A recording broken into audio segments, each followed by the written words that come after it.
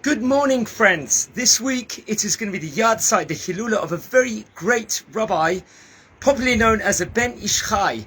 Also, his full name, full title being Chacham Yosef Hayim. Was actually born in Baghdad. There's a different opinion saying that he was born in the year 1832, 1834, 1835, but it was in the early 1830s, be it as it may. So he was a phenomenal rabbi, and at a young age he was learning with his father inside the father's library, who was also the most esteemed rabbi in Baghdad in Iraq. And he was learning at a young age, and then at a later stage, before his bar mitzvah even, he was studying with the Chacham David Chai ben Meir, who was a very famous rabbi in Iraq. And a famous story is told while he was at the young age of 7. What occurred, or according to 9 years old, according to another opinion, he was playing with his older sisters, and in Iraq it was extremely hot, and water was a scarcity in some areas. So there was a lot of wells in a lot of the backyards, and there was a deep well, and they were playing, and he fell inside there. And it was very deep, and his chance of surviving was next to nothing. And he was inside there in a freezing water for an hour or two. They called all the ambulances and emergency services, and they finally took him out. They feared the worst, and however, they realized they were able to resuscitate him, and he survived this incredible miracle. So they told him, how did he survive this? You know, he was a young age, 7, 9 years old, or whatever it may be. So he said he promised Hashem that will devote his entire life to Torah if Hashem is going to save him from this terrible calamity. And he survived at the end. A miracle happened, and oh boy, did he become to be one of the greatest rabbanim, arguably in the 19th and 20th century.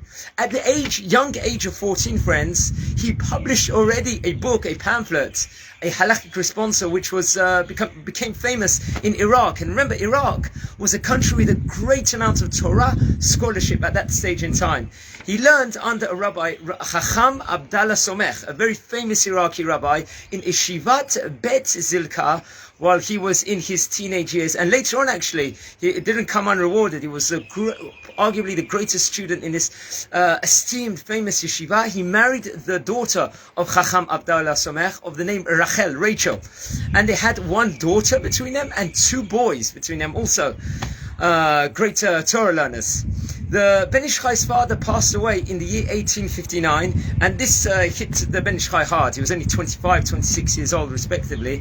And his father was actually the main Chacham, the main rabbi of Baghdad, and all the people of Baghdad ran to the Ben Ish Chai and said, we want to appoint you as an official rabbi.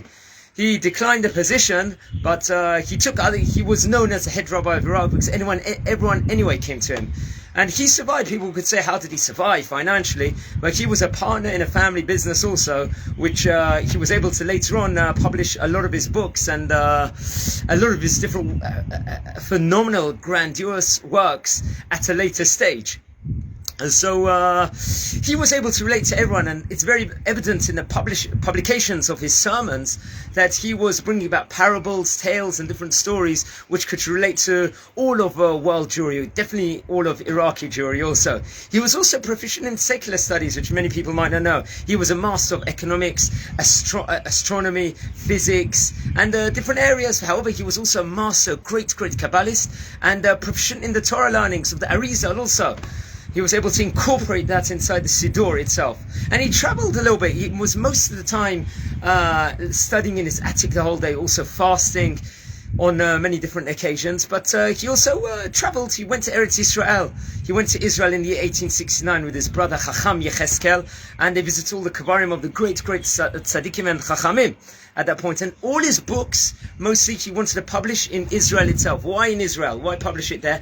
Because he wanted to support the Jews of the land of Israel. He wanted printing there and publishing, and to make money there. And he realized that everything in Eretz Israel, in Israel, is kadosh, is holy, and he felt the books would probably be more matzliach, have more luck, if it was printed in Eretz Israel respectively. And he wrote many books, close to 35 books according to one reliable opinion. And the most popular book was a Ben Ish Chai, called the Ben Ish Chai itself, which is a compilation of sermons and halachot according to the weekly parsha. And it was also known as the Sephardic Kitzur Shulchan Aruch, which many people across world Jewry have nowadays inside their houses respectively.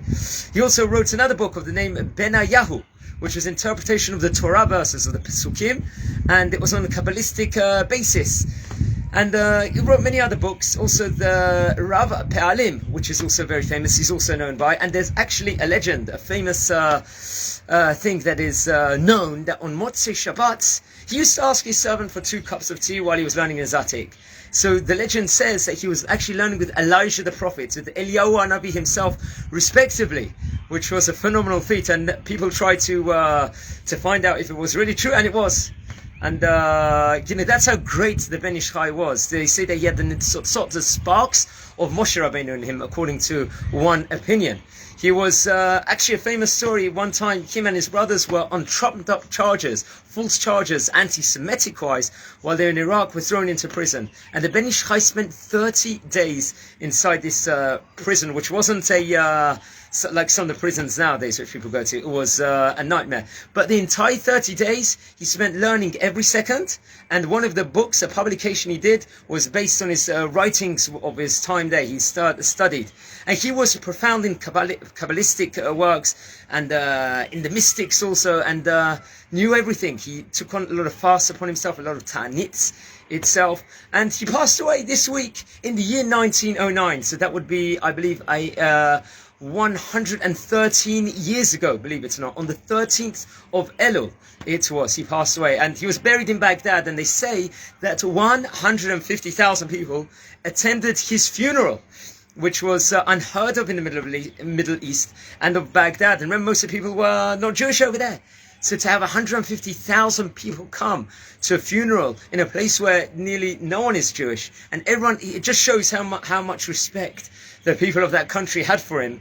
And the Jewish people did. He was like the main leader of the country. And his remains eventually were buried in Har HaZeitim in Yerushalayim. In fact, the great yeshiva, Yeshivat Porat Yosef, the main Sephardic flagship yeshiva of Jerusalem nowadays, was actually built under his advice. There was a philanthropist of the name Yosef Shalom, who was from India and was a very, very rich person, and wanted to build a hospital in Israel. So the Ben Ish Chai urged him, no, there's a lot of people that want to build a hospital. A lot of secular people, non-Jewish people even, want to build. Your money can go towards building a yeshiva empire in Jerusalem itself. And they built the Yeshivat Porat Yosef, where so many great Rabbonim ended up coming from. So many of the Rav Ezra Atiyah, Chacham Yosef, Rav Shalom Cohen, who sadly passed away recently. They all came from this esteemed great yeshiva, and this was all done under the Ben Ish Chai's advice.